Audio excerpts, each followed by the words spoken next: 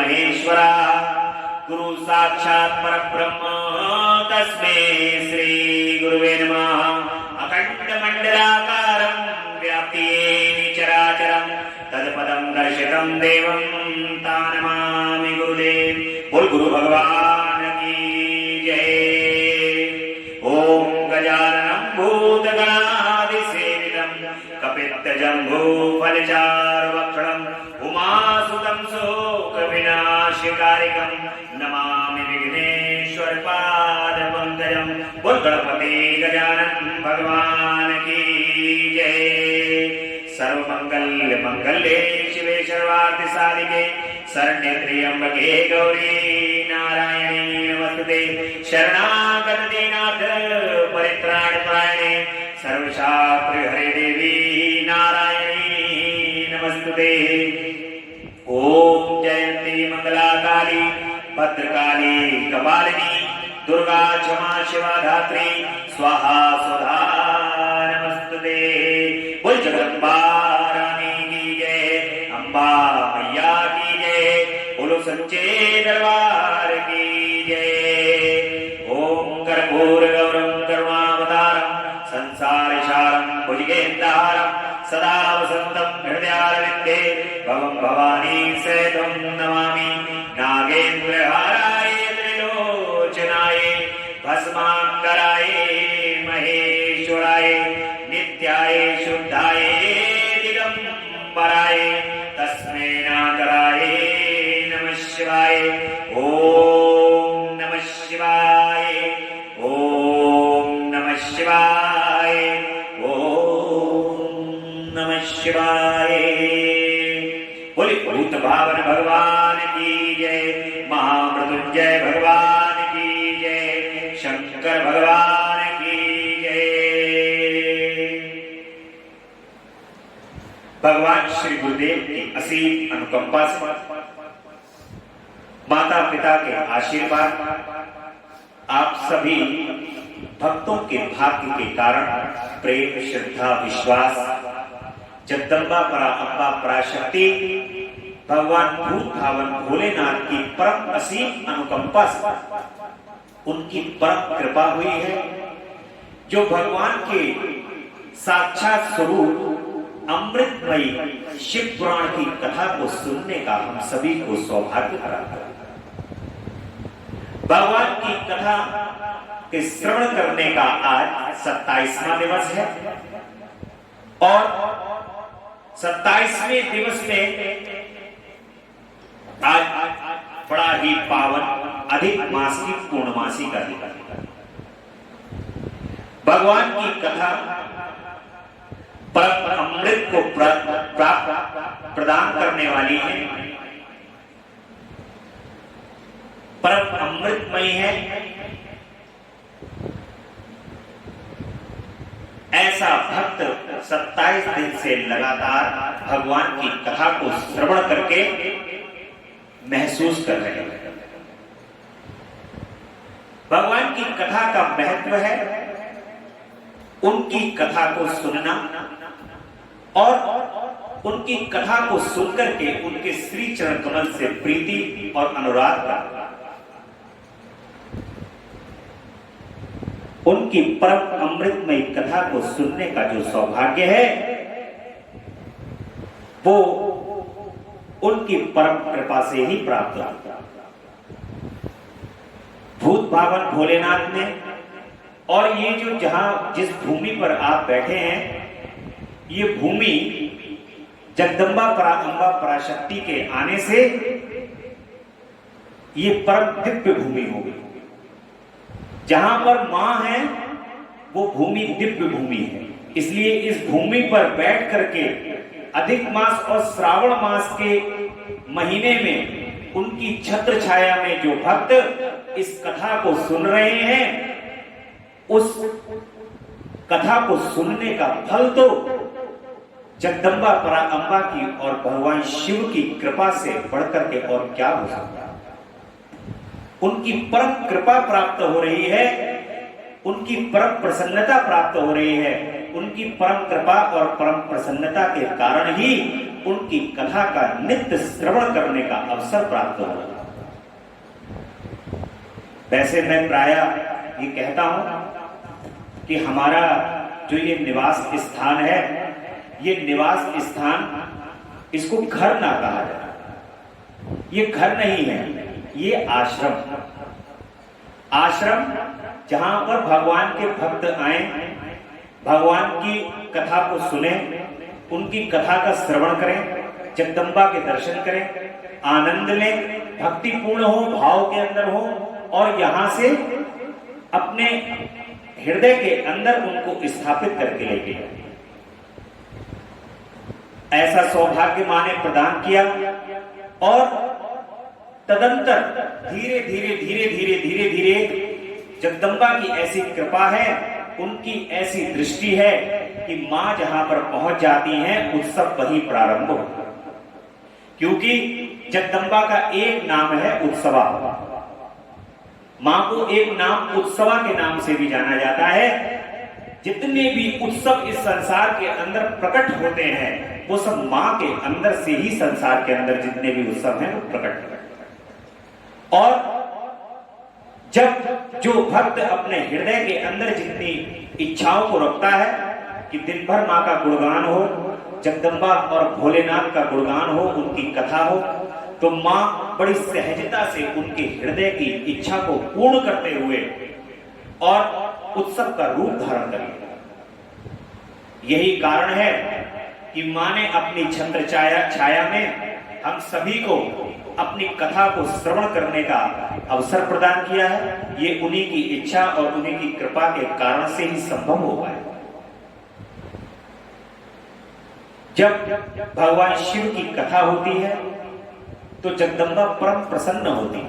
कोई भक्त जो है वो एक बार भी यदि जय माता दी नहीं कहे या जगदम्बा रानी की जय भी ना कहे और भोलेनाथ की कथा को बड़ी प्रसन्नता से श्रवण भी यदि कर ले, तो मां उस पर परम कृपा कर देती है। जैसा वृंदावन में देखते हो कि राधे राधे जपोगे तो चले आएंगे प्यार। वहां वृंदावन में किसी भी मंदिर के अंदर यदि आप देखोगे, बड़ा आज पूर्णमासी का दिन है, राधा रानी और भगवान श्री कृष्ण को स्मरण करने का दिवस है। वृंदावन में अगर आप भगवान के श्री विग्रह में, आज एक महात्मा जी थे, उनकी एक बात सुन रहा था मैं, तो वो यही कह रहे थे कि उनके श्री विग्रह में कहीं पर भी आपको राधा रानी दिखाई नहीं। अकेले ठाकुर जी के मंदिर हैं पूरे वृंदावन, 5,500 मंदिर हैं वृंदावन में, और 5,500 मंदिरों में केवल ठाकुर जी विराजमान है, राधा रानी नहीं। क्यों है ऐसा? खुद पूछ रहे हैं महात्मा जी, कह रहे हैं ऐसा क्यों है। जब कोई जवाब नहीं दे पाया तो महात्मा जी ने कहा कि इसलिए राधा रानी कि अगर राधा रानी ने वृंदावन में अपने दर्शन दे दिए तो ठाकुर जी को फिर कोई ना देखेगा। राधा रानी तो वहां घूंघट खड़े हुए केवल चूड़ामणि दिखाती है अपना चेहरा तो राधा रानी ने वहां किसी को दिखाया ही नहीं, क्योंकि सबका ध्यान राधा रानी की ओर चला जाएगा और भगवान श्री कृष्ण की ओर ध्यान बाद में जाएगा। और राधा रानी ये नहीं चाहती है कि वृंदावन तो कृष्णमय है और वृंदावन तो कृष्णमय ही रहे, इसलिए राधा रानी वहां घूंघट में रहती है। वृंदावन बरसाने में अगर आप जाते हो तो वहां राधा रानी की जय, राधे राधे, राधा रानी की जय, यही करते हुए जाते हो, दर्शन करते हो वहां पर जाकर के। और अगर राधा रानी को देखोगे, पहले देख लोगे, तो सबको पता है कि फिर तो कृष्ण मुरारी तुम्हारे पीछे पीछे लगे ही रहेंगे। जिसने राधा रानी को देख लिया और राधे राधे कह दिया तो भगवान श्री कृष्ण तो फिर कहीं जाने ही नहीं है, वो तो तुम्हारे पीछे पीछे फिर रहने ही है। इसलिए वहां पर भगवान श्री कृष्ण जी को राधा रानी ने कहा कि नहीं, यहां पर मैं घूंघट में रहूंगी और तुम सामने रहो ताकि सब लोग तुम्हें देखते रहें। इसलिए वो घूंघट में है, वहां पर राधा रानी वहां दिखाई नहीं। ऐसे बिहारी जी के मंदिर में दोनों स्वरूप हैं भगवान के। बिहारी जी को जो आप देखते हैं, बिहारी जी के स्वरूप में राधा रानी भी है और भगवान श्री कृष्ण भी, दोनों दर्शन करते हो। परंतु राधा रानी वहां पर आपको बिहारी जी ही स्पष्ट रूप से दिखाई देते हैं, राधा रानी वहां दिखाई नहीं देती। तो ये महिमा है। ऐसी ही महिमा जगदम्बा की है। सारा गुणगान भगवान शिव का है। जगदम्बा बस केवल और केवल शिवा के रूप में यहां पर यज्ञ को विध्वंस करने के लिए भगवान शिव के द्वारा यहां दक्ष के यहां भेजी गई है। ये हम कल की कथा में सुन रहे हैं। परंतु ये समस्त संसार की जो लीला है वो मां की ही लीला है। समस्त संसार मां की लीला में व्याप्त है। भगवान शिव और जगदम्बा अम्बा पराशक्ति की ये संपूर्ण संसार की सृष्टि की संरचना है। ये हम शुरू से प्रथम दिवस से इस कथा को सुन रहे हैं, स्मरण कर रहे हैं, बार बार कानों से सुन रहे हैं। और अनेक बार भी यदि ये कहना पड़े कि ये समस्त संसार मां की सृष्टि की संरचना से ही संरचित हुआ है, तो ये कहने में किसी भी प्रकार की कोई गुरेज नहीं, क्योंकि मां समस्त संसार की जननी है। जब जननी ही नहीं होगी तो ये संसार की संरचना कैसे? अब वो जननी दक्ष के यज्ञ में अपनी लीला के अंतर्गत विध्वंस होकर के दक्ष का यज्ञ समाप्त कर चुका। मां ने अपने शरीर को योग के द्वारा अपने शरीर को नष्ट कर लिया है और उस शरीर को दक्ष के यज्ञ में पहुंचा करके उस यज्ञ को विध्वंस कर दिया। सभी देवगण राक्षस हाहाकार मच जाती है, क्योंकि जब मां की जिस वक्त मां का जगदम्बा कुपित होती हैं, उस समय तो संसार को ऐसा लगता है कि अब ये महाप्रलय आने वाली है, ये संसार बचने वाला है। देखिए, इस संसार के अंदर बड़े बड़े भयंकर राक्षस उत्पन्न हो जाते हैं। पृथ्वी के ऊपर देवता उत्पन्न हो जाते हैं। तीनों देव इस पृथ्वी के ऊपर अपना क्रोध उत्पन्न कर देते हैं। परंतु जब मां को आता है, तो उनके क्रोध आने से ये सृष्टि जो है वो ये त्राहिमाम करने लगती है और सृष्टि को ये लगता है कि अब जो है वो अंत समय आ गया। यही कारण है जब जगदम्बा ने काली जी का स्वरूप रखा है तो भगवान शिव को उनके सम्मुख आना पड़ गया, उनके गुस्से को शांत करने के लिए। कहीं ऐसा ना हो कि जगदम्बा सृष्टि ही समाप्त कर दे।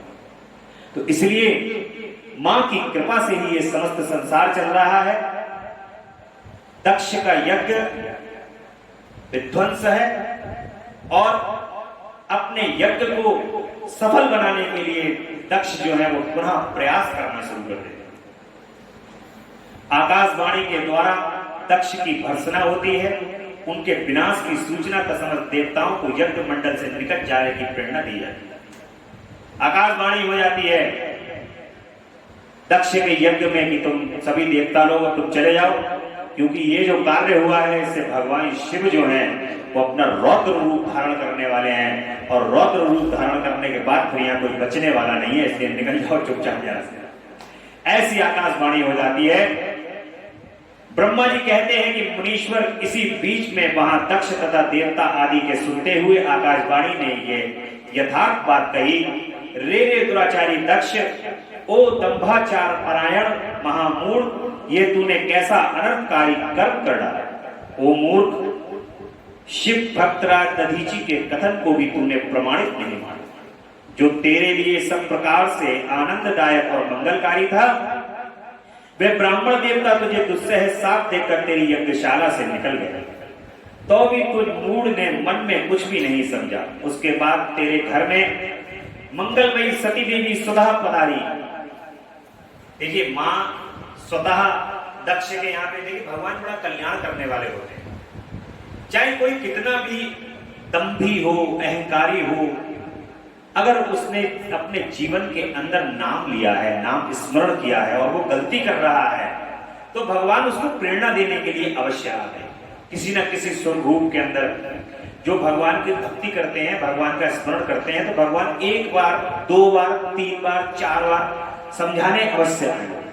दक्ष को भी आप देख रहे हैं यहाँ पर, दक्ष जो है बार बार उनको सभी देवता लोग, ऋषि मुनि लोग, सभी लोग उनको, और स्वयं जगदम्बा जब किसी से नहीं समझे दक्ष तो स्वयं जगदम्बा पधार गई और जगदम्बा समझाने लगी उनको कि ऐसा ना करो, उनका भाग मत खत्म करो, उनको साथ सम्मान जो है उनका भाग निकाल दो। लेकिन दक्ष उस समय भी मूल बुद्धि अहंकारी दक्ष जो है चीजों को नहीं समझा। तो मां मंगलमयी सती माता स्वयं पधारी, तब भी उसको नहीं समझ में आया, किंतु उनका भी परम आदर नहीं किया। ऐसा क्यों हुआ? ज्ञान दुर्बल दक्ष, तूने सती और महादेव की पूजा नहीं की, ये क्या किया? मैं ब्रह्मा जी का बेटा हूं ऐसा समझकर तू व्यर्थ ही घमंड में भरा रहता है और इसलिए तुझ पर मोह छा गया। जैसे किसी के माता पिता किसी उच्च पद के ऊपर जब होते हैं ना, तो वो उसके पुत्र जो होते हैं वो उद्दंडी होते हैं। वो कहते हैं अरे जो भी करेंगे पिताजी तो संभाल ही लेंगे, वो तो वहीं राजा है इस धरती में, तो संभाल लेंगे सब। ऐसे ही दक्ष ने सोचा कि ब्रह्मा जी का पुत्र हूं, कुछ भी करूं, उद्दंडता सभी जो है वो पिताजी बैग में है ही, वो सब बचा ही लेंगे, कोई बात ही नहीं। परंतु एक बात जीवन में स्मरण हमेशा रखनी चाहिए, गलत जो कर्म करोगे उस गलत कर्म का नतीजा गलत ही होगा।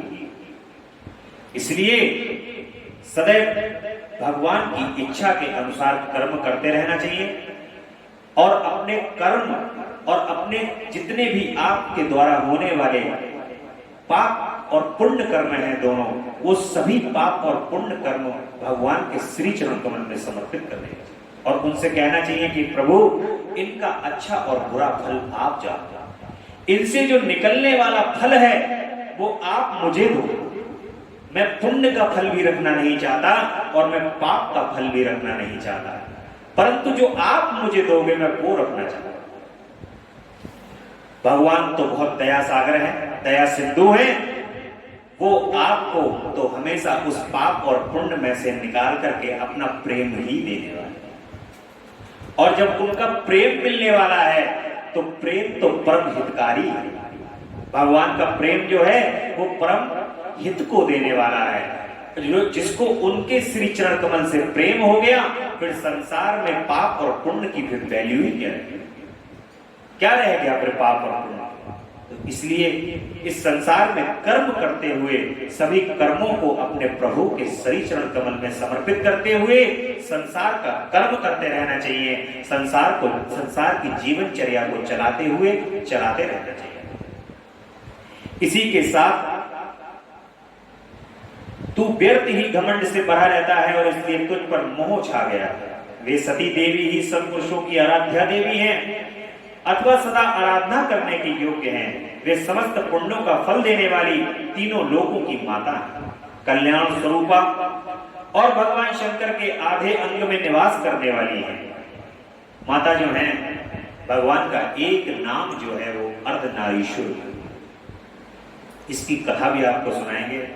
मेरी परम पूज्य गुरु माँ ने हरिद्वार में ये कथा सुनाई थी कि भगवान शिव को आधा शरीर कैसे प्राप्त हुआ, वो कथा भी सुनाएंगे। इसलिए भगवान को अर्धनारीश्वर के नाम से भी जाना जाता है।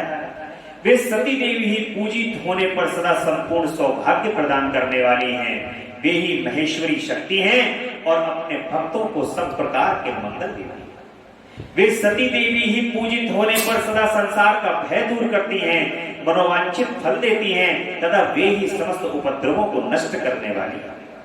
वे सती ही सदा पूजित होने पर कीर्ति और संपत्ति प्रदान करती हैं। वे ही पराशक्ति तथा भोग और मोक्ष को प्रदान करने वाली परमेश्वरी, जो भोग और मोक्ष को देने वाली है जगदम्बा। ऐसी आकाशवाणी हो रही है, वे सती ही सदा पूजित होती हैं। वे ही जगत को जन्म देने वाली माता हैं, जगत की रक्षा करने वाली हैं, अनादि शक्ति और प्रलय काल में जगत का संहार भी करती है। ब्रह्मा विष्णु और महेश तीनों का रूप धारण कर लेती है मां। जब जगदम्बा को जहां जहां जिस वस्तु में भी आवश्यकता होती है वहां पहुंच जाती है। वे जगत माता सती ही भगवान विष्णु की माता के रूप में सुशोभित होने वाली तथा ब्रह्मा इंद्र चंद्र अग्नि और सूर्य देव आदि की जननी मानी है। वे ही जगदम्बा, उनसे करोड़ों सूर्य, करोड़ों चंद्रमा, करोड़ों ग्रह नक्षत्र उन्हीं से उत्पन्न होते हैं, और जब वो प्रलय लेकर के आती है तो उन्हीं में ही समाहित हो जाती है। वे सती ही तप, धर्म और दान आदि का फल देने वाले, समस्त संसार के अंदर जो तप करने वाले हैं, दान करने वाले हैं, जप करने वाले हैं, माता के ही द्वारा उनको सब प्रदान। जैसा शुरू में मैंने बताया था, भगवान राम की सेवा की हनुमान जी मंगलवार का दिन, परंतु सारे के सारे वरदान किसने दिए? जानकी जी। माता जानकी जो है उनको एक एक करके वरदान देती चली जा रही है। हनुमान जी को कहती हैं कि अजर अमर गुण निधि सुत हो, करो बहुत रघुनायक छो। अमर करने वाली कौन है? जगदम्बा सीता माता। माता ने बड़ी सहजता से हनुमान जी से कह दिया कि चारों युग प्रताप तुम्हारा है, प्रसिद्ध जगत उजियारा। चारों युगों में तुम्हारा प्रताप छा जाएगा। और ऐसा ये हनुमान जो तुमने ये सिंदूर लगाया है, ये मुहूर्त में नष्ट नहीं करोगे। ये जो तुमने सिंदूर लगा के अपने शरीर को जो तुमने किया है, लाल सिंदूर से, मैं इसको कभी भी नष्ट नहीं होने दूंगी। ऐसा वरदान माता जो है वो हनुमान जी को दे देती हैं। इसीलिए इस समस्त संसार के अंदर यश, कीर्ति, मान, सम्मान, वैभव, आयु, सारी ही वस्तुएं जगदम्बा श्री अम्बा परा, अम्बा पराशक्ति प्रदान करती है। एक देवी हैं जो श्री नवरात्रि में या हर महीने में 9 दिन होते हैं, जिसमें प्रथम, द्वितीय, तृतीय, चतुर्थ, पंचम, षष्ठी। जिनको ये लगता हो कि उनको आयु का भय रहता है, वे नवरात्र आते हैं, जो 4 नवरात्र होते हैं ना, उन 4 नवरात्रों में से छठवां दिन जो होता है नवरात्रि, अगर वो विस्तार पूर्वक षष्ठी देवी का पूजन कर ले, माता षष्ठी का, तो कितने भी भयंकर से भयंकर काल ने यदि भी ये भी कह दिया हो कि मैं इसको लेके ही जाऊंगा, तो माता उस काल के मुंह से उस व्यक्ति को निकाल कर ले जाएगी। ऐसी माता षष्ठी की परम कृपा होती है। तो मां जीवन प्रदान करने वाली, समस्त जप, तप और यज्ञों का फल देने वाली है। उन भगवान महादेव को तूने यज्ञ में भाग नहीं दिया, अरे तू कैसा मूढ़ और कुविचारी है। भगवान शिव ही सबके स्वामी तथा परात्पर परमेश्वर है। वे समस्त देवताओं के सम्यक सेव्य हैं और सबका कल्याण करते हैं। इन्हीं के दर्शन की इच्छा से सिद्ध पुरुष तपस्या करते हैं, और इन्हीं के साक्षात्कार की अभिलाषा मन में लेकर योगी लोग योग साधना में प्रवृत्त होते हैं। अनंत धन, धान्य और यज्ञ, याग आदि का सबसे महान फल यही बताया गया है कि भगवान शंकर का दर्शन सुलभ हो। शिव ही जगत का धारण पोषण करने वाले, वे ही समस्त विद्याओपति एवं सब कुछ समर्थ हैं। आदि विद्या के श्रेष्ठ स्वामी और समस्त मंगलों के भी मंगल वे। दुष्ट दक्ष, तूने उनकी शक्ति का सत्कार नहीं किया, इसलिए इस यज्ञ का विनाश हो जाएगा। पूजनीय व्यक्तियों की पूजा न करने से अमंगल होता ही है। तूने परम पूज्य शिव स्वरूपा सती का पूजन नहीं किया। शेषनाग अपने सहस्त्र मस्तकों से रज धारण करते हैं, उन्हीं भगवान शिव की शक्ति सती देवी थी। शेषनाग सहस्त्र मस्तक, सहस्त्रों मस्तक है शेषनाग के, और वो जमीन में धूल, जो चरण कमल के पास उनके धूली आ जाती है, वहां सफाई करते चलते हैं, आगे सफा करते चलते हैं, वहां से माता निकलती हुई जाती है। तूने उन माता का अनादर कर दिया है, ऐसा आकाशवाणी हो रही है उस समय पर। देखिए, दक्ष ने तपस्या करके जगदम्बा को प्राप्त किया है, फिर भी उस मूढ़ के अहंकार वश जो है वो आज उसको कुछ ध्यान नहीं कि मैंने कहा क्या। पता तो उसको भी है कि जगदम्बा मेरे घर में है, परंतु आज वो उनको पूज नहीं पा। भगवान जिनके चरणों की रज धारण करते, उन्हीं भगवान शिव की शक्ति सती देवी थी। जिनके चरण कमलों का निरंतर ध्यान और सादर पूजन करके ब्रह्मा जी ब्रह्मत्व को प्राप्त हुए, उन्हीं भगवान शिव की प्रिय पत्नी सती देवी। जिनके चरण कमलों का निरंतर ध्यान और सादर पूजन करके इंद्र आदि लोकपाल अपने अपने उत्तम पद को प्राप्त हो। नहीं मानते विष्णु ब्रह्मा व शिव को, नहीं सूर्य और अग्नि आदि को, तुम्हारा ही केवल ये जन मानता हूं। करे लोग निंदा भली भांति मेरी, तजय लोग घर परिवार बंधु ताता। चाहे दूत यमराज डारे नरक में, तुम ही एक बोध्या पर ब्रह्म रूपा। हे जगदम्बा परांबा पराशक्ति, आप ही को मैं बोधना चाहता हूं, आप ही का ज्ञान प्राप्त करना चाहता हूं। चाहे ये सब मिलकर के भी मुझे नरक में डाल दें, चाहे कुछ भी कर दे मेरा, चाहे घर का त्याग करना पड़े, परंतु मुझे बोध तो आपका ही करना। इसलिए जगदम्बा परांबा पराशक्ति और भगवान शिव को अपने श्री चरण कमल में सदैव धारण करना। ऐसा यहां पर भगवान शिव के शिव पुराण के माध्यम से भी आकाशवाणी कह रही है। जगत की माता मूढ़दक्ष, तूने उन माता पिता का सत्कार नहीं किया, फिर तेरा कल्याण कैसे होगा। तुझ पर दुर्भाग्य का आक्रमण हो गया और विपत्तियां टूट पड़ी, क्योंकि तूने उन भवानी सती और भगवान शंकर की भक्ति भाव से आराधना नहीं की। कल्याणकारी शंभु का पूजन ना करके भी मैं कल्याण का भागी हो सकता हूं, यह तेरा कैसा गर्व है। वह दुर्भाग्य गर्व आज नष्ट हो जाएगा। इन देवताओं में से कौन सा है जो सर्वेश्वर शिव से विमुख होकर तेरी सहायता करेगा। ऐसा कौन है जो भगवान शिव से बैर लेकर के तेरी सहायता कर दे। मुझे तो ऐसा कोई देवता नहीं दिखाई देता। यदि देवता इस पर तेरी सहायता करेंगे तो जलती आग से खेलने वाले पतंगों के समान नष्ट हो जाएंगे। आज तेरा मुंह जल जाए, तेरे यज्ञ का नाश हो जाए, और जितने तेरे सहायक हैं वे भी आज शीघ्र ही जल करेंगे। इस दुरात्मा दक्ष की जो सहायता करने वाले हैं, उन समस्त देवताओं के लिए आज शपथ है, वे मेरे अमंगल के लिए ही तेरी सहायता से विरत हो जाएं। समस्त देवता आज इस यज्ञ मंडल से निकलकर अपने अपने स्थान को चले जाएं। आकाशवाणी कह रही है कि जितने देवता लोग इस यज्ञ मंडल के अंदर हैं, सब अपने अपने स्थान पर चले जाएं, क्योंकि अब जो है प्रलय, अभी आपने देखा होगा हाल ही में गुजरात के अंदर एक तूफान आने वाला था। सबसे कह दिया भैया मछुआरे अपनी जगह छोड़ दो, इधर सब अपने अपने स्थान को चले जाओ, बहुत भयंकर तूफान आएगा, 150 किलोमीटर प्रति घंटे की रफ्तार से टकराएगा। ऐसे ही अनुमान है आकाशवाणी को भगवान शिव के क्रोध का। पता है कि महाप्रलय आने वाली है। भगवान शिव जो है वो माता सती को यज्ञ में देख करके अब वो रुकने वाले नहीं है, और अब हाहाकार बनने वाला है। देवताओं भाग जाओ, वरना भगवान शिव के क्रोध से नष्ट हो जाओगे। अन्य सब मुनि और नाग आदि भी यज्ञ से निकल जाएं, अन्यथा आज सब सर्वथा नाश हो जाएगा। श्री हरि और विधाता लोग भी इस यज्ञ मंडल से शीघ्र चले जाएं, ऐसी आकाशवाणी कर रहे हैं। ब्रह्मा जी कहते हैं कि नारद संपूर्ण यज्ञशाला में बैठे हुए लोगों से ऐसा कहकर सबका कल्याण करने वाली वह आकाशवाणी मौन हो गई। प्रकृति का एक काम जरूर है, वो काम है कि पहले संकेत दे। कुछ भी गलत जब होने वाला होता है तो प्रकृति एक बार संकेत जरूर दे। वो संकेत इसलिए कि बच जाओ। भगवान का कार्य है संपूर्ण मानव जाति का कल्याण करना, संपूर्ण संसार का कल्याण करना।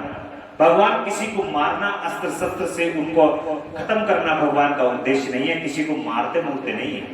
कोई ये समझे कि भगवान मार देते हैं संसार खत्म करते, ऐसा कुछ नहीं।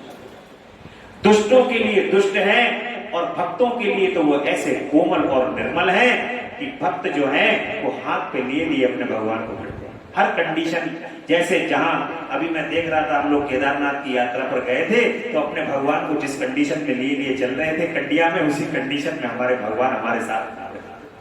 कितने सरल हो गए थे उस समय भगवान कि हर कंडीशन में आपके साथ, जैसी आप यात्रा कर रहे थे वैसे भगवान भी आपके साथ यात्रा कर रहे थे। जैसे आप गड्ढों में झटके खा रहे थे, ऐसे भगवान भी झटके खा रहे हैं आपके साथ। जो तीनों लोगों के स्वामी हैं, वो भगवान तीनों लोगों के स्वामी आपके साथ जैसा आप व्यवहार कर रहे थे वैसा ही अपने आप व्यवहार कर रहे थे। और आपके द्वारा होने वाली गलती से वो प्रभु क्षणिक भी कहीं पर भी नाराज नहीं है। क्यों? क्योंकि भक्तों के बस में है और दुष्टों को छोड़ते हैं। ऐसा ही ये प्रकृति करती है। जो संस्कारी और भगवान के कार्य में लगे हुए लोग हैं, जब इस प्रकृति के अंदर कुछ उथल पुथल होती है तो ये पृथ्वी तुरंत संकेत प्रदान करती है कि अब तुम जितने भी स्वजन लोग हो, सज्जन लोग हो, अपने अपने स्थान के लिए सिमट जाओ, वरना तुम भी जो हो इस प्रलय के अंदर काम में आओ। क्योंकि प्रलय जब आएगी तो फिर वो समानता होती है, उसमें फिर देखा नहीं जाता कौन है कौन नहीं है। तो अपना प्रकृति को ये अगर जब बचाना होता है तो वो अपने जनों को जो है वो एक साइड में कर करके बचा लिया। ऐसा ही यहाँ पर आकाशवाणी से कहा जा रहा है कि सब लोग अपना अपने स्थान पर चले जाओ, और वो आकाशवाणी जो है वो मौन हो। गणों के मुख से नारद सती के दग्ध होने की बात सुनकर दक्ष पर कुपित हुए शिव का अपनी जटा से वीरभद्र और महाकाली को प्रकट करके उन्हें यज्ञ में ध्वंस करने और विरोधियों को जला डालने की आज्ञा प्रदान की। ब्रह्मा जी कहते हैं कि नारद वह आकाशवाणी सुनकर सब देवता आदि भयभीत और विस्मित हुए। उनके मुख से कोई बात नहीं निकली। वे इस तरह खड़े या बैठे रह गए कि मानो उन पर विशेष मोह छा गया हो। प्रभु के मंत्र बल से भाग जाने के कारण जो वीर शिवगण नष्ट होने से बच गए थे, वे भगवान शिव की शरण में गए। उन सबने अमित तेजस्वी भगवान रुद्र को भली भांति सादर प्रणाम करके वहां यज्ञ में जो कुछ हुआ था वह सारी घटना उनसे कह दी। भगवान तो ये सब उन्हीं की लीला है। ये कौन कह सकता है कि भगवान शिव को इस घटना का पता नहीं है? एक जरा सा भी पत्ता अगर यदि यहाँ ये हिल रहा है तो भगवान शिव को पता है कि वहां पत्ता नहीं है। तो ऐसे त्रिलोकीनाथ को जब इतनी बड़ी बात हो गई तो क्या नहीं पता होगा? परंतु उनकी लीला के अंतर्गत सब कुछ चल रहा है। जो बचे हुए गण हैं वो गण भगवान के पास भागते भागते पहुंच करके उनको सूचना प्रदान करते हैं कि यज्ञ में माता सती ने अपने शरीर को त्याग किया। दक्ष बड़ा दुरात्मा और घमंडी है, उसने वहां जाने पर सती देवी का अपमान किया और देवताओं ने भी उनका आदर नहीं किया। अत्यंत गर्व से भरे हुए उस दुष्ट दक्ष ने आपके लिए यज्ञ में भाग नहीं लिया, दूसरे देवताओं के लिए दिया। और इस विषय उच्च स्वर में दुर्वचन कहो, प्रभु यज्ञ में आपका भाग न देख करके माता बहुत कुपित हुई और पिता की बारंबार निंदा करके उन्होंने तत्काल अपने शरीर को योगाग्नि द्वारा जलाकर भस्म कर दिया। यह देख 10,000 से अधिक पार्षद लज्जावश शस्त्रों द्वारा अपने ही अंग को काटकर वहां मर गए। शेष हम लोग दक्ष पर कुपित हो उठे और सबको भय पहुंचाते हुए वेगपूर्वक उस यज्ञ का विध्वंस करने को उद्यत हो गए। परंतु विरोधी भृगु ने अपने प्रभाव से हमें तिरस्कृत कर दिया। हम उनके मंत्र बल का सामना न कर सके। प्रभु विशंभर वे ही हम लोग आज आपकी शरण में आ गए हैं। दयालु वहां प्राप्त हुए भय से आप हमें बचाइए, निर्भय कीजिए महाप्रभु।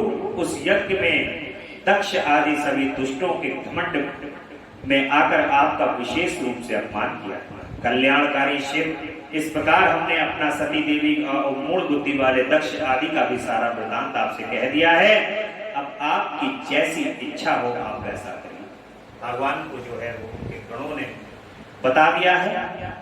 ब्रह्मा जी कहते हैं कि नारद अपने पार्षदों की ये बात सुनकर भगवान शिव ने वहां की सारी घटना जानने के लिए शीघ्र ही तुम्हारा स्मरण किया।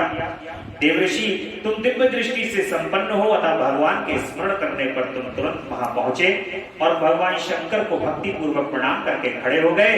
स्वामी शिव ने तुम्हारी प्रशंसा करके तुमसे यज्ञ में गई हुई माता सती का समाचार तथा दूसरी घटनाओं को पूछा। तात शंभु के पूजने पर शिव में मन लगाए रखने वाले तुमने शीघ्र ही वहां सारा वृतांत कह सुनाया जो दक्ष के यहाँ पर घटित। कोई भी घटना हो जाती है ना तो सरकार जो है वो ये मीडिया जो लाखों हजारों चैनल मीडिया के हैं या अखबार हैं, इनकी खबर को सरकार नहीं मानती। ये बात हमेशा ध्यान रखिए। मीडिया के ऊपर कोई खबर चल रही है तो सरकार वो खबर नहीं मानती। जब तक सरकार की ऑथेंटिकेटेड एजेंसी जो उसकी अपनी विश्वसनीय एजेंसी है, जब तक वो खबर नहीं ला करके देगी कि सरकार ऐसा ऐसा हुआ, तब तक सरकार को किसी बात पर विश्वास नहीं। जैसे सरकार की एजेंसी, न्यूज एजेंसी ANI है, तो ANI कोई खबर अगर देती है तो सरकार की खबर समझिए आप उसको। तो ऐसे ही नारद जी जो हैं वो सरकार के ANI है, भगवान के ANI है। भगवान ने तुरंत नारद जी को बुलाया कि ये सही वृतांत बताएंगे।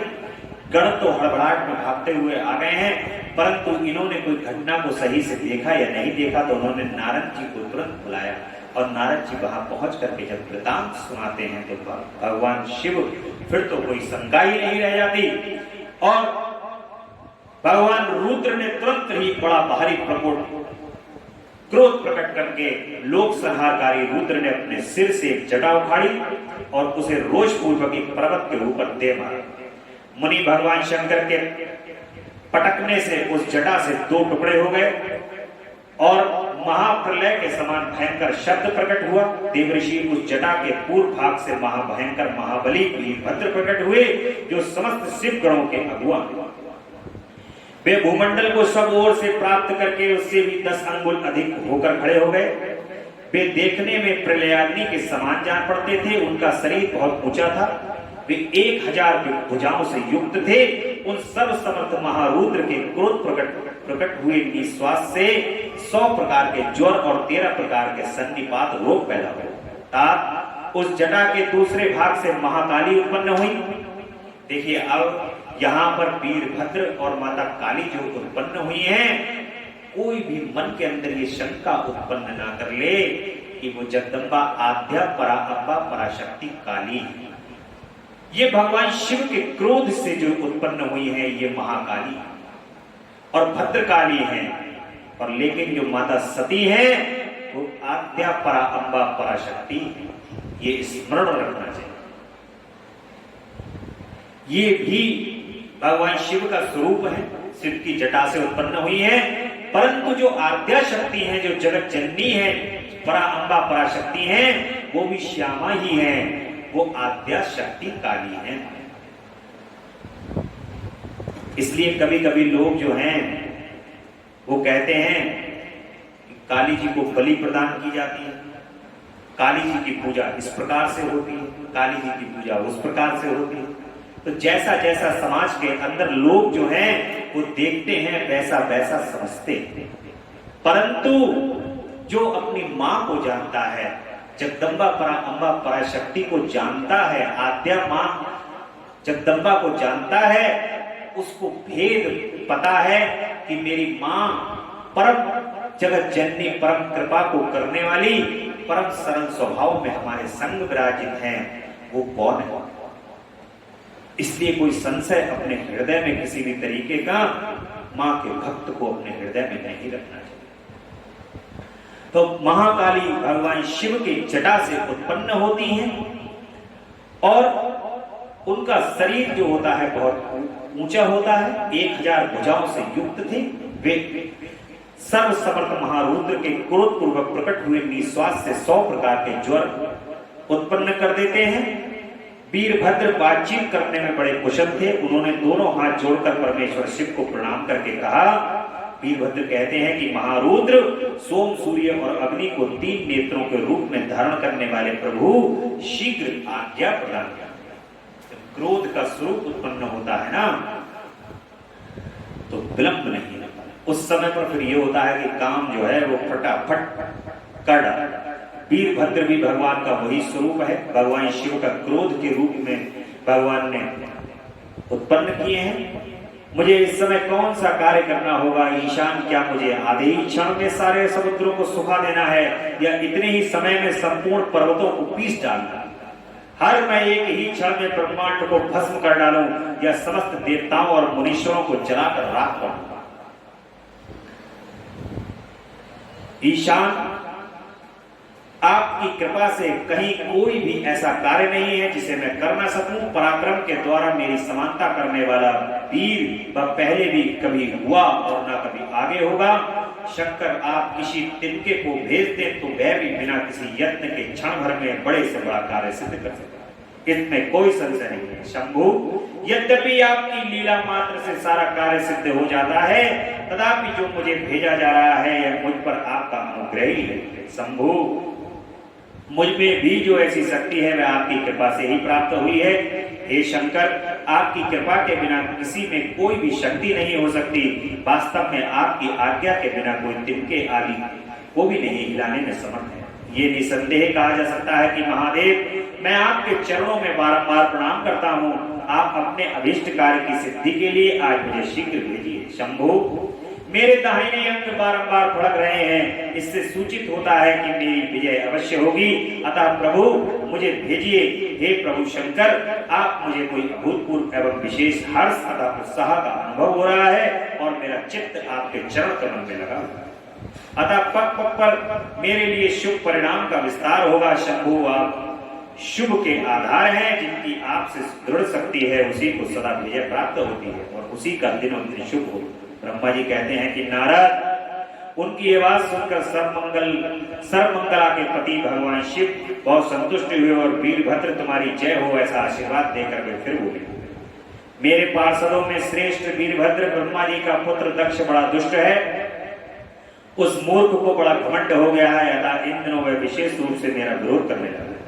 दक्ष इस समय एक यज्ञ करने के लिए उद्यत है। तुम याग परिवार सहित उस यज्ञ को भस्म करके फिर शीघ्र मेरे स्थान पर लौट आओ। यदि देवता, गंधर्व, यक्ष अथवा कोई तुम्हारा सामना करने के लिए उद्यत हो तो उन्हें भी आज ही शीघ्र सहसा भस्म कर डालो। दधीची की दिलाई हुई मेरी शपथ का उल्लंघन करके जो देवता आदि वहां ठहरे हुए हैं उन्हें तुम निश्चय ही प्रयत्न पूर्वक जलाकर भस्म कर देना। जो मेरी शपथ का उल्लंघन करके गर्भ युक्त हो वहां ठहरे हुए हैं वे सब के सब मेरे द्रोही। अतः उन्हें अग्निमयी माया में जला डालना। दक्ष की यज्ञशाला जो अपनी पत्नियों और सारभूत उपकरणों के साथ बैठे हो उन सबको जलाकर भस्म कर देना। इसके पश्चात शीघ्र लौट आना। तुम्हारे वहां जाने पर विश्वदेव आदि देवगण भी वहां सामने आए, आग तुम्हारी सादर स्तुति करें तो भी तुम उन्हें शीघ्र आग की ज्वाला में जलाकर छोड़ना। वीर वहां दक्ष आदि सब लोगों की पत्नी और बंधु बंधुओं सहित उन सभी को जलाकर जल को लीला पूर्वक ही पी जाना। ब्रह्मा जी कहते हैं कि नारद जो वैदिक मर्यादा के पालक, काल के भी शत्रु तथा शक के ईश्वर हैं, वे भगवान रुद्र रोष से लाल आंख किए महावीर वीरभद्र से ऐसा कहकर चुप हो। भगवान शिव ने वीरभद्र को आज्ञा कर दी है कि अब तुम जाओ, सब विध्वंस कराओ जितना भी है। प्रथम गणों सहित वीरभद्र और महाकाली का दक्ष विध्वंस के लिए प्रस्थान हो जाता है। ब्रह्मा जी कहते हैं कि नारद महेश्वर के इस वचन को आदर पूर्वक सुनकर वीरभद्र बहुत संतुष्ट हुए।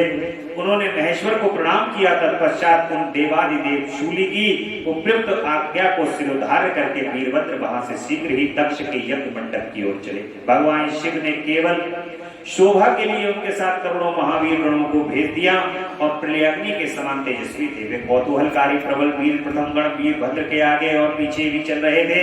काल के भी काल भगवान रुद्र के वीरभद्र सहित जो लाखों पार्षद गण थे उन सबका स्वरूप रुद्र के समान ही था। उन गणों के साथ महात्मा वीरभद्र भगवान शिव के समान ही वेशभूषा धारण किए रथ पर बैठकर यात्रा कर रहे थे। उनके साथ सहस्त्र भुजाएं थी, शरीर में नागराज लिपटे हुए थे। वीरभद्र बड़े प्रबल और भयंकर दिखाई देते थे। उनका रथ बहुत ही विशाल था।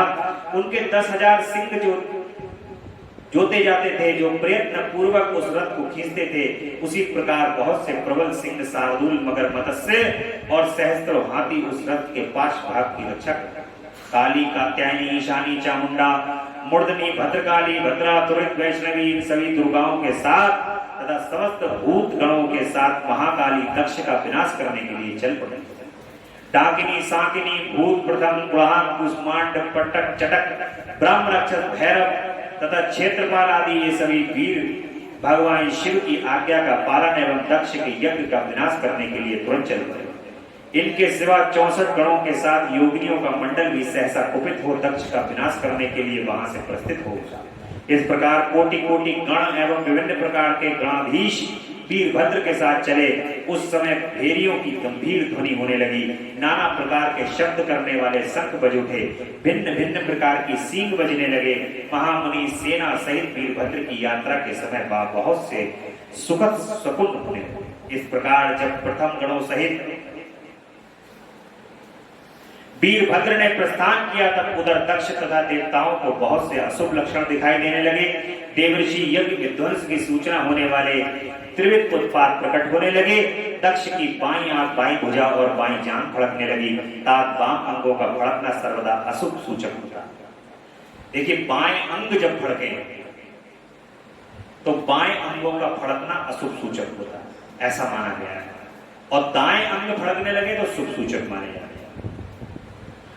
और उस समय दक्ष की यज्ञशाला में धरती डोलने लगी। दक्ष को दोपहर के समय दिन में ही अद्भुत तारे दिखाई देने लगे, दिशाएं मलिन हो गई, सूर्यमंडल चितवरा दिखने लगा, उस पर हजारों घेरे पड़ गए, जिससे वह भयंकर जान पड़ता था। बिजली और अग्नि के समान दीप्तिमान तारे टूट टूट कर गिरने लगे, और भी बहुत से भयानक अपशगुन होने लगे। इसी बीच में वहां आकाशवाणी प्रकट हुई, जो संपूर्ण देवताओं और विशेषता दक्ष को अपनी बात सुनाने लगी। आकाशवाणी कहती है, वो दक्ष, आज तेरे जन्म को धिक्कार है, तू महामूढ़ और पापात्मा है।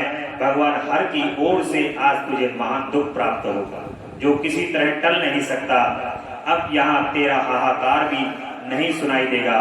जो मूढ़ देवता आदि तेरे यज्ञ में स्थित हैं, उनको भी महान दुख होगा, इसमें कोई संशय नहीं। ब्रह्मा जी कहते हैं कि मुनि, आकाशवाणी की ये बात सुनकर पूर्वोक्त अशुभ सूचक के लक्षणों को देखकर दक्ष तथा दूसरे देवता आदियों को भी अत्यंत भय प्राप्त हुआ। उस समय दक्ष मन ही मन अत्यंत व्याकुल हो कांपने लगा और अपने प्रभु लक्ष्मीपति भगवान विष्णु की शरण में चला गया। वे भय से अधीर हो बेसुध हो रहे थे। उन्होंने स्वजन वत्सल देवादिदेव भगवान विष्णु को प्रणाम किया और उनकी स्तुति करने लगा।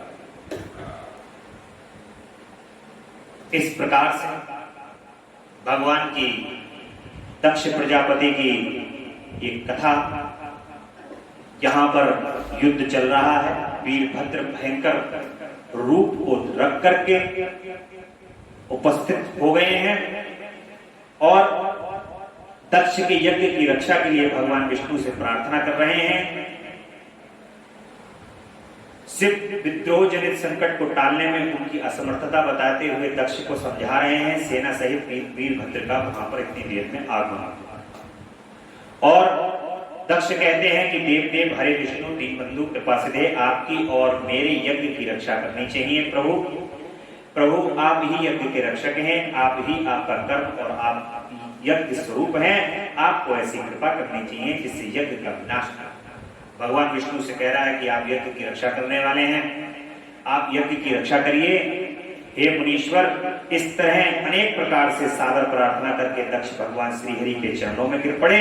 उनका चित्त भय से व्याकुल हो रहा था। तब जिनके मन में घबराहट आ गई थी, उन प्रजापति दक्ष को उठाकर और उनकी पूर्वोक्त बात को सुनकर भगवान विष्णु ने देवादिदेव शिव का स्मरण किया। अपने प्रभु एवं महान ऐश्वर्य से युक्त परमेश्वर शिव का स्मरण करके शिव तत्व के ज्ञाता श्री हरि दक्ष को समझाते हुए कहते हैं कि दक्ष, मैं तुमसे तत्व की बात कर रहा हूं, तुम मेरी बात ध्यान देकर सुनो। ये मेरा वचन तुम्हारे लिए सर्वथा हितकर एवं महामंत्र के समान सुखदायक है। दक्ष, तुम्हें तत्व का ज्ञान नहीं है, इसलिए तुमने सबके अधिपति महात्मा शंकर की अवहेलना की है। ईश्वर की अवहेलना से सारा कार्य सर्वथा निष्फल होता है। केवल इतना ही नहीं, पग पग पर विपत्ति भी आती है। जहां अपूज्य पुरुषों की पूजा होती है और पूजनीय पुरुष की पूजा नहीं की जाती, वहां दरिद्रता, मृत्यु तथा भय, ये तीन संकट अवश्य आते हैं। देखिए, जिस स्थान पर जो व्यक्ति सम्मानित होने वाला है, जिसको सम्मान प्राप्त होना है, यदि उन स्थानों पर उस व्यक्ति को आप कोई बड़ा यज्ञ कर रहे हैं, पुण्य कार्य कर रहे हैं, या घर में कोई मंगल कार्य कर रहे हैं, अगर उन मंगल कार्यों में उन सम्मान पाने वाले लोगों को यदि सम्मान नहीं दिया जाए, तब क्या होगा? वो सम्मान पाने वाले लोग जो हैं वो क्रोधित होंगे, कुपित होंगे, गुस्से में होंगे, श्रापित करेंगे, अंदर से कुछ ना कुछ जो है वो बोले। उसका दुष्प्रभाव क्या होगा? नकारात्मकता क्या पड़ेगी? आपके मंगल कार्यों पर। तो हमेशा एक बात जीवन के अंदर याद रखनी चाहिए कि जब कभी भी मंगल कार्य करें, भले ही चाहे कोई जानबूझकर उसमें विघ्न डाल रहा हो, भले ही चाहे कोई उसके अंदर अनजाने में विघ्न डाल रहा हो, या अपनी इच्छा से वहां रहना चाहता हो या नहीं चाहता हो, परंतु आप ऐसा प्रयास जरूर करें कि आपके कार्य में सभी लोग आपसे संतुष्ट रहें। ये प्रयास जरूर करें कि सभी लोग आपसे संतुष्ट रहें। ये मंगल कार्य का जो 1-2 दिन का समय होता है, ये बड़े ही फूक फूक के कदम रखने का होता है। सब उचित रूप से आकर के सबको भोजन पूछना, सबका सत्कार करना, सम्मान करना, पूछना, ये सारी चीजें जो हैं इन 2 या 3 दिन के अंदर उन लोगों से अवश्य पूछें। कहीं ऐसा ना हो कि आप जो है उस समय पर अपनी बुद्धि के अंदर आपके केवल कार्य ही दिखाई दे कि मुझे ये कार्य करना है, ऐसा ऐसा करना है, उसमें फिर आप सब भूल जाएं। नहीं, उस समय पर उन लोगों का सेवा सत्कार सम्मान बहुत आवश्यक होता है जो लोग वाकई में सम्मान पाने के हकदार होते हैं। जो सम्मान लेने के हकदार होते हैं उनको अवश्य सम्मान देना चाहिए। और ये कहा गया कि उन लोगों को कभी जो दुष्ट हैं, दुष्टता से पूर्ण हैं, उन लोगों को सम्मान दिया, परंतु जिनको सम्मान देना चाहिए उनको सम्मान वहां पर नहीं दिया, उनको सम्मान नहीं दिया, इसीलिए वो यज्ञ जो था वो विध्वंस हुआ। ऐसा भगवान विष्णु कह रहे हैं कि तुमने ऐसी गलती कर दी है, अपूज्य पुरुषों को तुमने पूज्य बना दिया और जिनको पूज्य करना चाहिए उनको तुमने पूज्य नहीं दिया। संपूर्ण प्रयत्न से तुम्हें भगवान वृषभध्वज का सम्मान करना चाहिए था। महेश्वर का अपमान करने से ही तुम्हारे ऊपर महान भय उपस्थित हुआ है। हम सब लोग प्रभु होते हुए भी आज तुम्हारी दुर्गति के कारण जो संकट आया है उसे टालने में समर्थ हैं। जिसने भगवान शिव का अपमान कर दिया, इस समस्त संसार शिव और शिवा का है।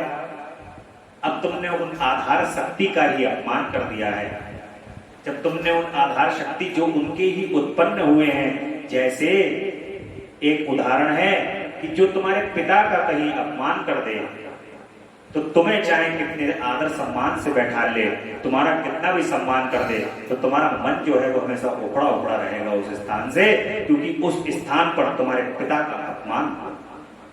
ऐसे ही वो देवता भगवान विष्णु और ब्रह्मा जी वहां उपस्थित तो हैं, परंतु भगवान शिव का वहां अपमान हुआ है तो उखड़े उखड़े हैं।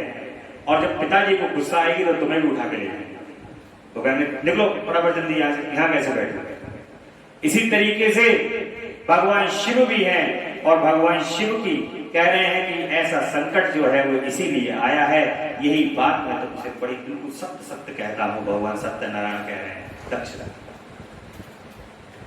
ब्रह्मा जी कहते हैं कि नारद भगवान विष्णु का यह कथन सुनकर दक्ष चिंता में डूब गया, उसके चेहरे का रंग उड़ गया। अब जिनसे सहारा था उन्हीं ने बोध करा दिया है कि तुमने ऐसी गलती की है, इसकी सजा तो तुम्हें प्राप्त होगी। जैसे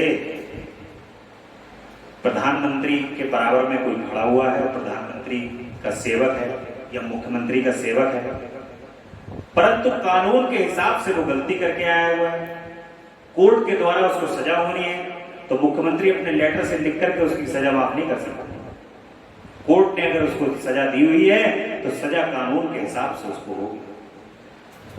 ऐसा ही जो है वो भगवान विष्णु है, नियम के हिसाब से, सृष्टि के नियम के हिसाब से ही चल रहे हैं। क्योंकि जब आपने जज का ही अपमान कर दिया है तो फिर अब बचा ही क्या है। सुप्रीम कोर्ट का जब आपने अपमान कर दिया है तो सुप्रीम कोर्ट का अपमान करने के बाद फिर बचाएगा ही कौन। तो भगवान विष्णु भी यही कह रहे हैं कि तुम्हें उनका अपमान नहीं करना चाहिए। और चिंता में जो है वो डूब गया, उसको लगने लगा कि मैं जो हूं अब नहीं बचूंगा। दक्ष को प्रतीत होने लगा कि अब नहीं बचने वाला, जब श्री हरि ने कह दिया। इसी समय भगवान रुद्र के भेजे हुए गणनायक वीरभद्र अपनी सेना के साथ यज्ञ स्थल में आ जाते हैं। वे सब के सब बड़े शूरवीर, निर्भय तथा रुद्र के समान पराक्रमी थे। भगवान शंकर की आज्ञा से आए हुए उन गणों की गणना असंभव थी। वे वीर शिरोमणि रुद्र सैनिक जोर शोर से सिंहनाद करने लगे। उनके उस महान नाद से तीनों लोग गूंज उठे, आकाश धूल से ढक गया और दिशाएं अंधकार से आवृत हो। सातों द्वीपों से युक्त पृथ्वी अत्यंत भय से व्याकुल हो, पर्वत वन और कानूनों सहित कांपने लगी तथा संपूर्ण समुद्रों में ज्वार आ गया। उसी प्रकार समस्त लोगों का विनाश करने में समर्थ उस विशाल सेना को देखकर समस्त देवता आदि चकित हो गए। सेना के उद्योग को देख दक्ष के मुंह से खून निकल आया। वे अपनी स्त्री को साथ में लेकर के भगवान विष्णु के चरणों में दंड की भांति गिर पड़े और इस समय बोले कि महाप्रभु, हे प्रभु दक्ष, आपके बल से, दक्ष कहता है कि प्रभु आपके बल से ही मैंने ये महान यज्ञ कराया। अब जब उनने देखा भगवान शिव के गण आ गए हैं तो थर-थर कांपने लगा और कांपने के बाद भगवान विष्णु के चरणों में गिर गए। उनने कहा कि बचा तो ये श्री हरि ही सकते हैं, क्योंकि अभी भगवान शिव की शरण तो वो दिखाई नहीं दे रहे हैं, वो तो क्रोध में है। तो भगवान श्री हरि के चरण पकड़ लो, अगर इनके चरण पकड़ लोगे, इनकी शरणागत हो जाओ तब भी बच सकते हो। सत्कर्म की सिद्धि के लिए आप ही प्रमाण माने गए हैं भगवान विष्णु। आप कर्मों के साक्षी तथा यज्ञों के प्रतिपालक हैं। हे महाप्रभु, आप वेदोक्त धर्म तथा ब्रह्मा जी के रक्षक हैं। अतः प्रभु, आपको मेरे इस यज्ञ की रक्षा करनी चाहिए, क्योंकि आप सबके प्रभु।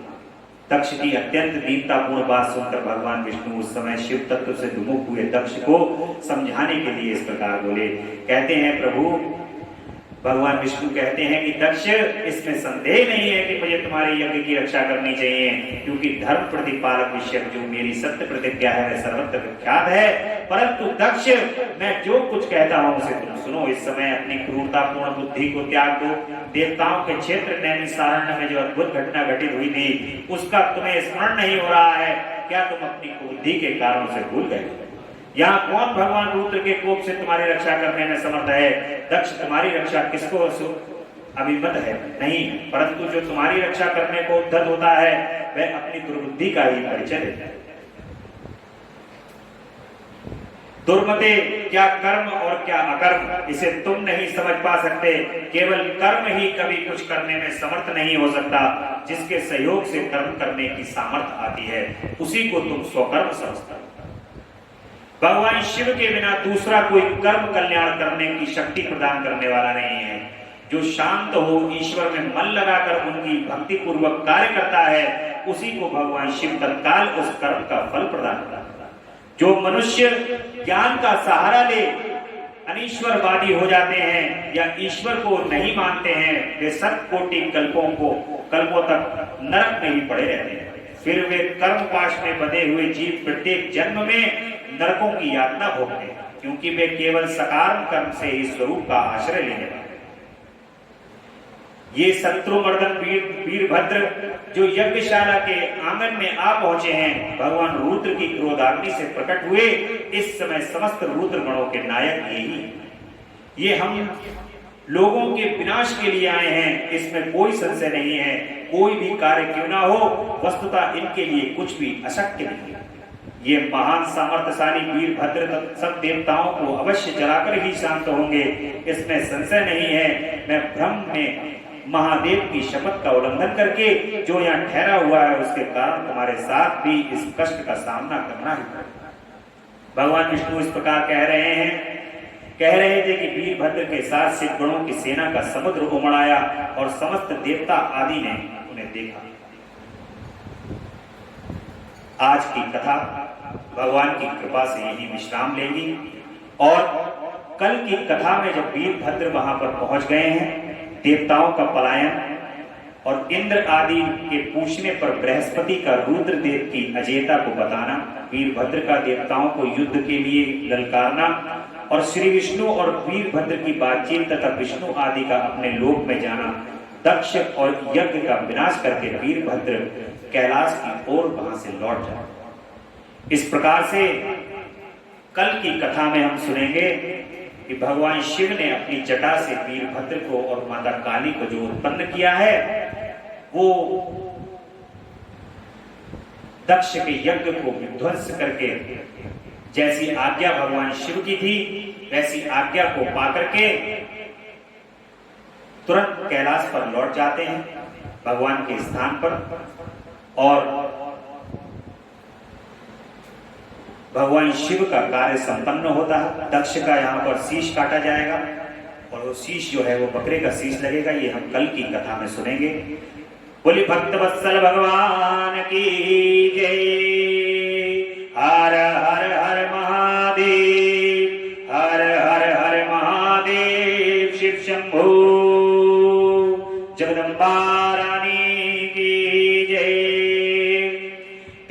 पल बीता जाए मुख से जप ले नमः शिवाय। तेरा पल पल बीता जाए मुख से जप ले नमः शिवाय। ओम नमः शिवाय, ओम नमः शिवाय, ओम नमः शिवाय, ओम नमः शिवाय। मुसाफिरी जब पूरी होगी चलने की मजबूरी होगी, मुसाफिरी जब पूरी होगी चलने की मजबूरी होगी। अवसर खाली न जाए मुख से जप ले नमः शिवाय। तेरा अवसर खाली न जाए मुख से जप ले नमः शिवाय। ओम नमः शिवाय, ओम नमः शिवाय, ओम नमः शिवाय, ओम नमः शिवाय। नमः शिवाय, नमः शिवाय, नमः शिवाय, नमः शिवाय, नमः शिवाय, नमः शिवाय, नमः शिवाय, नमः शिवाय, नमः शिवाय, नमः शिवाय, नमः शिवाय, नमः शिवाय। अवसर खाली न जाए मुख से जप ले नमः शिवाय। अवसर खाली न जाए मुख से जप ले नमः शिवाय। ओम नमः शिवाय, ओम नमः शिवाय, ओम नमः शिवाय, ओम नमः शिवाय, ओम नमः शिवाय। बोले शंकर भगवान की जय, महामृत्युंजय भगवान